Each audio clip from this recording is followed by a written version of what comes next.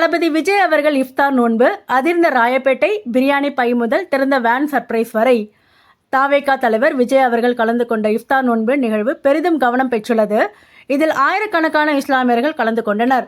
நோன்பு முடிந்ததும் விஜய் அவர்கள் பேசியது, வெளியில் மக்களை சந்தித்து என சுவாரஸ்ய நிகழ்வுகளும் அரங்கேறின.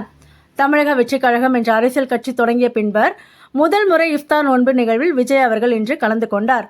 இதையொட்டி ராயப்பேட்டையில் உள்ள OMCA அரங்கில் சிறப்பு ஏற்பாடுகளும் செய்யப்பட்டிருந்தன. விஜய் அவர்கள் கலந்து கொள்கிறார் என்ற விஷயத்தை கேள்விப்பட்டதும் ஏராளமான இஸ்லாமியர்கள் குவிய தொடங்கினர். குறிப்பாக OMCA அரங்கில் சுமார் 1500க்கும் மேற்பட்ட இஸ்லாமியர்கள் வந்ததால் பரபரப்பு ஏற்பட்டது. அழைப்புதல் அனுப்பப்பட்ட நபர்கள் மட்டுமே நிகழ்வு அரங்கிற்குள் அனுமதிக்கப்பட்டனர். இதனால் கூட்டத்தை சமாளிக்க முடியாமல் பவுன்சர்கள் திணறினர்.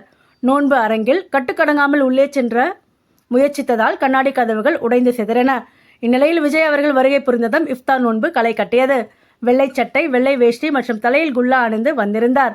இந்த வித்தியாசமான லுக்கை பார்த்து ஆச்சரியத்தில் ஆழ்ந்தனர். பின்னர் இஸ்லாமியர்கள் உடன் அமர்ந்து தொழுகை செய்தார்.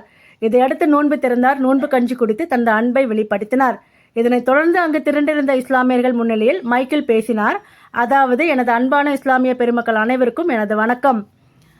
மாமனிதர் நபிகள் நாயகம் அவர்களின் வாழ்க்கையை பின்பற்றி மனித நேயத்தையும் சகோதரத்துவத்தையும் பின்பற்றி வரும் இஸ்லாமிய சகோதரர்கள், எனது அன்பான கோரிக்கையை ஏற்று வருகை புரிந்த அனைவருக்கும் எனது மனமார்ந்த நன்றி, மிக்க மிக்க மகிழ்ச்சி என்று பேசிவிட்டு புறப்பட்டு சென்றார்.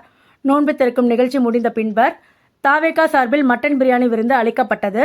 இதற்காக அளிக்கப்பட்ட பிரத்யேக பையில் மட்டன் பிரியாணி, கத்திரிக்காய் தொக்கு, தயிர், வெங்காயம், சிக்கன் 65, வாட்டர் பாட்டில் ஆகியவை இடம்பெற்றிருந்தன.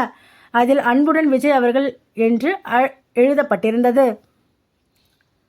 தாவேகா கட்சி தொடர்பான எந்தவித விஷயங்களுக்கும் இல்லை என்பது கவனிக்கத்தக்கது. OMCA அரங்கிலிருந்து வெளியே வந்து திறந்தவெளி வேனில் ஏறிக்கொண்டார். ராயப்பேட்டை சாலையில் சிறிது தூரம் வரை திறந்த வேனில் பயணித்து பொதுமக்களை நோக்கி கைகளை அசைத்தார். தாவேகா தலைவர் விஜய் அவர்களை காண ஏராளமான பொதுமக்கள் திரண்டது கவனிக்கத்தக்கது.